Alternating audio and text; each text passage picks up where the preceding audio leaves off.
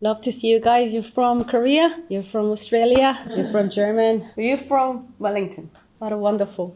앤튼 라베이라는 분이 그 Church of Satan을 창립하고요. 구원자는 루시퍼고 너 삶의 주인은 너야. 그러니까 네가 책임져야 해. 그러니까 잘 살아내야 해. 라고 가르칩니다. 그들의 띠이 뭐냐면 너 삶의 주인이 너야. 그다음 두 번째는 뭐든지 이겨낼 힘이 너에게 있어. 너가 할 수 있어. 너가 그 힘을 가지고 있어. 세 번째 가르침은 네가 오라. 너가 생각하고 있는 게 오라. 이 세 가지를 가르쳐요. 우리 삶에서 잘 스며들어 있는 거 아닙니까? 세이탄이 내가 딱히 가르치지 않아도, 딱히 너네를 나쁜 길로 끌려고 하지 않아도 이미 그렇게 저절로 한다는 거예요. 막 종교를 내세우고 막 Church of Satan's 믿어라 할 필요가 없다는 거예요. 저절로 그쪽으로 가는 걸 뭐. 그런데 참 불편한 게 있는데 뭐냐면 바로 성경이에요. 자꾸 뭐라 그러냐면 네가 주인이 아니야. 네 삶 네 거 아니야. 그것부터 시작해요. 성경은 네 삶의 주인이 네가 아니야. 누구야? 태초에 하나님이 천지를 창조하시고 너를 만들었어. 너는 하나님 거야 라고 시작해요. 거기서부터 믿기지가 않으니까 사람들은 성경을 가까이 하고 싶지 않은 거예요. 당연히 믿어지지 않고 멀리하게 되죠. 왜냐면 내 삶의 주인은 나라고 느끼는 게 당연한 거거든요. 자, 그 다음에 세이탄 바이블은 너는 뭐든 이겨낼 힘이 있어라고 하는데 성경은 너는 할 수 없는데 하나님은 할 수 있어. 그러니까 하나님을 의지해라고 해요. 교회 오면 많이 듣는 게 내려놔. 너의 계획도 내려놔. 너 걸 내려놓으라고 해요. 너의 힘을 내려놓으라고 해요. 그리고 하나님만 의지해 라고 합니다. 그러니까 불편해요. 이 세상에서는 내려놓으라고 하지 않아요. 이 세상에서는 더 가져, 더 확실하게 해 라고 가르치지 내려놓으라고 하지 않아요. 그리고 사단 바이블은 너 주장이 오라, 네가 오라 라고 가르치는데 성경은 뭐라고 하냐면 네가 생각하는 게 옳지 않아. 나는 아니야. 하지만 하나님이 오라.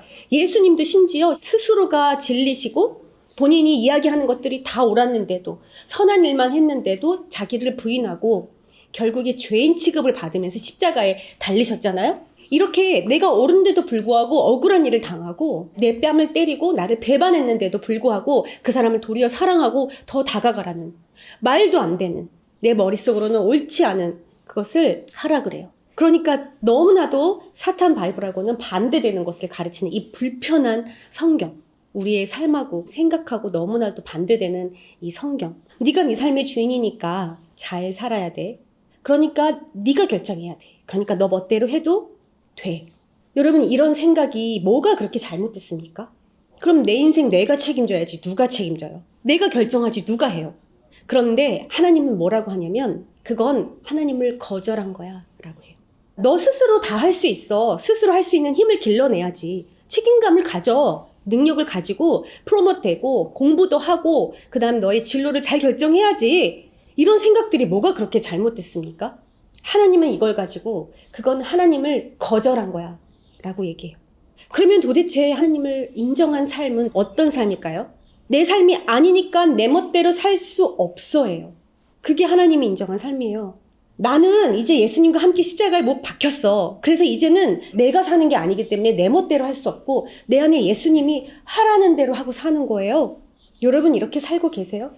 그러니까 내가 죄를 지으면 그건 예수님이 죄 짓는 거예요. 그러니까 내가 가서 사람들을 만나서 축복하는 것은 내 안에 예수님이 축복하는 거예요. 사람들이 보이지 않는 곳에서 또는 나 혼자 있는 곳에서 내 멋대로 하고 사는 것은요. 내 안에 사단이 있다는 증거예요. 내가 내 삶의 주인이라고 생각하고 행동하고 결정하는 것들은 내 안에 사단이 있는 거예요. 되게 무서운 말 같으세요, 여러분? 그런데요. 내 안에 예수 그리스도가 있으면 원수도 사랑하게 되고요. 내 안에 예수님이 있으면 가서 그 복을 전하게 돼요. 다른 사람을 축복하게 해요. 힘들어하고 있는 사람들을 가서 그 힘든 것에서 치유하게 해줘요. 살아나게 해줘요. 이런 예수님이 여러분 안에서 살아 계십니까? 이게 바로 하나님이 인정하는 삶이에요. 하나님이 기뻐하는 삶이에요. 두 번째로 너는 뭐든 할 수 있어 라고 하는 이 사단 바이블과 어포짓된 하나님이 인정하는 건요. 나는 할 수 없지만 하나님이 하십니다. 여러분 이 삶 너무 나약해 보이죠? 참 잘못된 것들이 하나님 시험 공부 많이 열심히 준비 안 했거든요. 시험 합격하게 해주세요. 전 잘 못하지만요. 하나님 대신 해주세요. 이 말을 굉장히 여러분 잘못 해석된 케이스들이에요. 그렇다고 뭐 내가 최선을 다한 다음에 하나님이 거기다가 조금 탁 얹어줘서 승리, 탁 합격 이런 게 아닌 거예요. 이 세상을 창조하시고 이끌어 가시고 우리를 인도하시는 하나님을 보니까 그 앞에 나는 아무것도 아닌 거예요. 그 앞에 나의 이 모든 열정, 나의 욕구, 나의 쿨함, 나의 막 멋있는 모습들, 막 내가 바라는 모습들, 막 이런 것들이 하나님을 보니까 그 앞에 정말 벌레만도 못한 거예요. 그게 나쁘다는 게 아니라 그 하나님을 알게 된 거죠. 천지를 만드신 하나님의 아름다움과 놀라우심과 하나님의 능력을 알게 되는 거예요. 그러다 보니까 그 앞에서 나는 아무것도 아니라는, 나는 약하다는 고백이 나오는 거예요. 그래서 나는 하나님을 의지합니다. 그러니까 나의 계획과 내 뜻대로 하려 하지 않고요. 하나님이 보여주시는 딱 그것만 보고 갈래요. 왜냐면 하나님이 일하실 거니까요. 이러면서 하나님을 의지하는 삶인 거예요. 이건 나약한 삶이 아닙니다. 이건 진짜 하나님을 아는 강한 삶인 거예요. 하나님은 이런 삶을 인정합니다. 자, 그리고 세 번째로 네가 오라. 네가 맞아. 이게 청년 때 가장 우리가 많이 속는 파트예요. 내가 가장 빠릇빠릇하고 가장 스마트하고 지금 내가 모르는 게 없어. 그런데 조금 살다 보면은 내 생각이 다 옳은 게 아니구나. 이것을 금방 깨달을 수 있어요. 그런데 죽을 때까지도 내가 오라 하고 나의 고집을 막 부리고 사는 사람들이 있어요. 왜냐면 나라는 사람, 그리고 내 주변 사람들 또는 내가 경험한 게 전부인 줄 알고 그 안에 갇혀가지고 나는 오라, 내가 본 게 다야 라고 우기고 사는 거예요. 그런데 하나님을 보면요, 너무나도 옳으신, 너무나도 완전하신 하나님이 자기들 멋대로 살고 있는, 옳지 않은데도 불구하고 그 사람들에게 직접 찾아오신 예수님을 보면요, 하나님은 그 생각을 내려놓고 우리에게 다가오셨어요. 이 하나님을 알면요, 내가 옳다, 내가 맞다 하는 이렇게 고집할 수가 없는 거예요. 계속해서 사단은 우리에게 속삭입니다. 너 생명 네 거야. 지금 너의 모습 네 거야. 네 시간 네 거야. 네 몸도 네 거야. 그러니까 너가 결정해. 너 성별도 네가 결정해. 너가 사귀고 싶은 사람 네가 결정해. 너의 눈에 보이기 좋은 사람으로 너가 결정해. 네 눈에 어트랙티브한 사람, 너를 좋아해주는 사람 만나. 너의 마음에 맞지 않으면 굳이 계속 함께 살 이유 없지. 이혼해. 너를 생각해, 너를. 야, 네 생명 네 거야. 그러니까 우아하게 죽어. 네가 결정해, 너의 죽음은. 너가 너의 삶의 주인인 걸 잊지 마. 너무나도 당연하게 들리지 않으세요? 우리가 하나님을 믿는다고 하면서요, 이렇게 하나님을 무시하고 하나님을 거절하는 삶을 살고 있다는 거예요. 우리는 점점 사단경에 충실해져 가고 있다라는 겁니다. 이렇게 계속해서 하나님을 거절하는 삶의 결과는요, 심판과 하나님의 진노가 뒤따라요. 이 하나님의 진노가 무엇인지 한번 볼까요? 예수님 믿다가 안 믿게 되는 친구들을 주변에서 많이 본다고 하잖아요. 다시 전도해보고 다시 예수님 앞에 데려오려고 하면 그 친구들은 대부분 다 안 와요. 그렇죠? 그리고 대부분 다 떵떵거리고 잘 살아. 목사님 절대 안 돌아와요. 한번 그냥 하나님한테 딱 맞아야 사고가 한번 빵 나거나 어디 아프고 병이 나거나 그냥 왕창 그 코인 샀다가 뭐 다 날리거나 뭐 이렇게 돼야 그제서야 하나님 찾을걸요? 이런 얘기를 해요. 그럼 저는 야, 그런 말 하지도 마. 왜 그렇게 와야 돼? 하나님 그렇게 나쁜 분 아니야. 제가 뭐 이렇게 얘기를 하거든요. 여러분, 그렇게 어려운 일이 인생에 생기거나 사고가 나거나 병이 나거나 나쁜 일이 생기면요, 감사해야 됩니다. 그렇게라도 하나님 앞에 돌이켜 준다면, 그렇게라도 하나님 은혜 앞으로 나올 수 있다면 그건 감사한 거죠. 그렇죠? 그건 벌 받는 거 아니에요. 그건 하나님의 진노 아닙니다, 여러분. 그건 도리어 하나님한테 돌이킬 수 있는 기회예요. 여러분 인생에 지금 힘든 일이 있거든. 원치 않는 일이 생겼거든. 사고가 있거든. 여러분 길이 막혔거든. 정말 헷갈리거든. 어렵거든. 여러분 지금 하나님한테 돌이키기 위한 기회인 거예요. 하나님의 진노란 뭐냐면 원래 살던 대로 그냥 자연스럽게 사단경을 쫓아 사는 사람들처럼, 다른 사람들처럼 그냥 내버려 두는 거예요. 너 멋대로 살아 하고 내버려 두는 거예요. 하나님 아는 것을 하찮게 여기는 사람들, 그냥 내버려 두는 거예요. 로마서 1장에 정확하게 얘기하고 있어요. God abandoned them.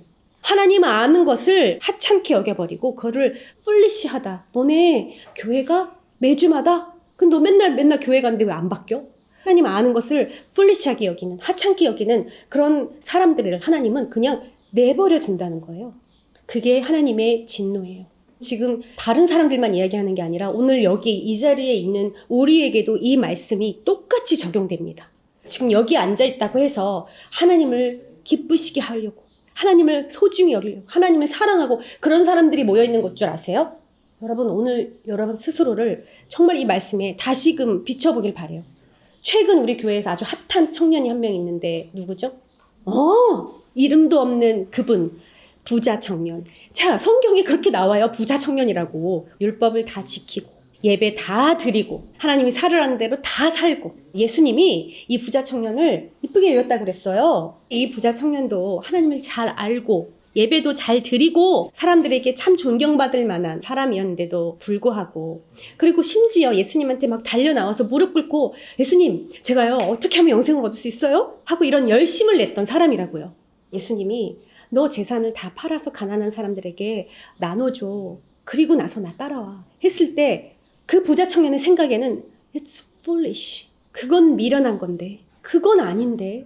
하나님, 내가 가진 거 다 내던지고 하나님 따르라고요? 그럼 내 미래는요? 고작 이거 가지고 하나님 드리다니요. 저 열심히 더 돈 벌어서요. 더 하나님 더 열심히 충성할게요. 아니. 예수님은 지금 다른 걸 물어보는 게 아니라요. 지금 너가 가지고 있는 거를 다 나눠주고 지금 너는 나를 따라와. 여러분 하나님을 하찮게 여기는 것이 우리 마음 안에 있어요. 겉으로는 이렇게 부자 청년처럼 열심히 섬기고 또 예배도 잘 드리고 선하게 살고 누가 봐도 나무랄 곳이 없었는데도 불구하고요. 내가 생각하는 삶보다 하나님이 생각하는 삶, 예수님이 명령하신 그 삶이 더 하찮았던 거예요. 과연 여러분 진짜 이곳에 하나님을 알고 싶어서 와 있습니까? 아니면 하나님 아는 것을 혹시라도 하찮게 여기고 있지는 않아요? 자신이 모아둔 어떤 커리어, 아니면 자기의 사람들, 아니면 자기의 부, 이런 것들이 하나님 아는 것보다 더 컸기 때문에요. 그걸 버리고 나에게 와 했을 때 순종할 수 없었어요. 하나님을 acknowledge 하는 것보다, 하나님을 인정하는 것보다 내 생각이 더 컸고 내 삶이 더 중요했고 내 마음이 가는 대로 간 거. 바로 하나님을 하찮게 여긴 거예요. 근데 오늘은 여러분에게 제가 또 새로운 사람을 소개하려고 해요. 저는 이 사람이 그냥 텍스 컬렉터인 줄 알았거든요. 근데 이 사람이 텍스 컬렉터 중에서도 chief, 세리인데 세리 중에 가장 높은 누구게? 세리 중에서도 제일 높은 세리 장관이 된 사람인 거예요. 근데 이 사람은 아주 키가 작았어요. 사람들 사이에 껴가지고 아무리 보려고 해도 예수님이 안 보이니까 예수님이 저쪽에서 올 거를 기대하면서 미리 가가지고 뽕나무 위에 올라가서 예수님 오는 걸 기다렸어요. 부자 청년도 예수님한테 막 달려왔어요. 무릎 꿇고 막 예수님한테 물어봤어요. 비슷한 모습이죠. 그런데 예수님이 삭개오야 내려와. 오늘 내가 너네 집에 묵을게. 그러니까 삭개오가 great excitement, enjoy. 예수님한테 오세요. 그 사람들이 막 수군거렸어요. 그만큼 삭개오가 나쁜 사람이었다는 거예요. 예수님을 만난 이 삭개오는 어떤 일을 합니까? 어마어마한 부자였거든요. 근데 내 재산의 절반을 가난한 사람들에게 다 줄게요, 예수님. 내가 남의 거 속인 거 그거의 4배를 다 갚을게요.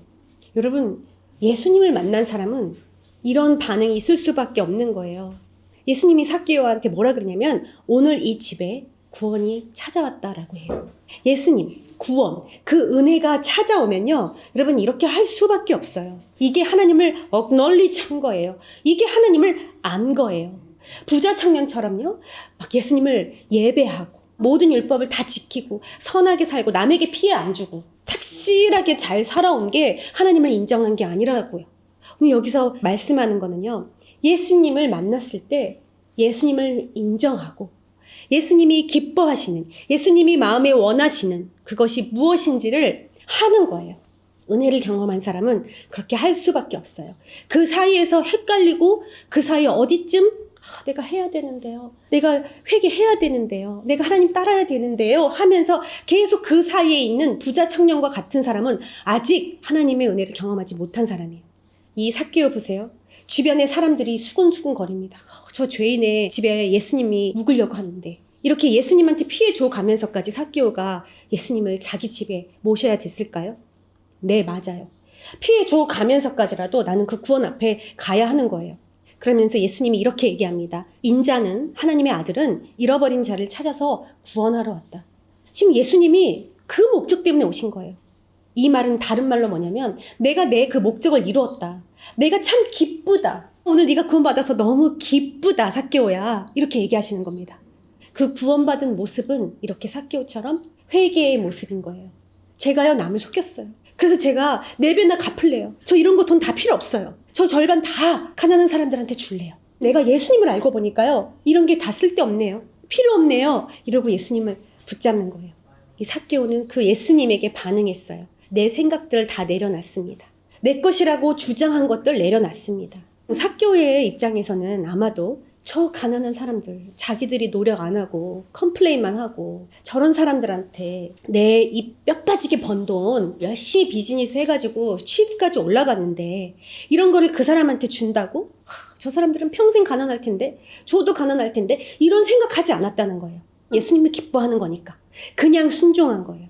그 사이에 어떤 내 생각도 들어간 게 아닌 거예요. 더 이상 내가 내 삶의 주인이 아니니까. 그러니까 내가 가지고 있는 것들이 내가 주인이 아닌 거예요. 그게 돈이건 명예건 그게 내 자존심이건 내 고집이건 내 사람들이건 나의 쿨함이건 다.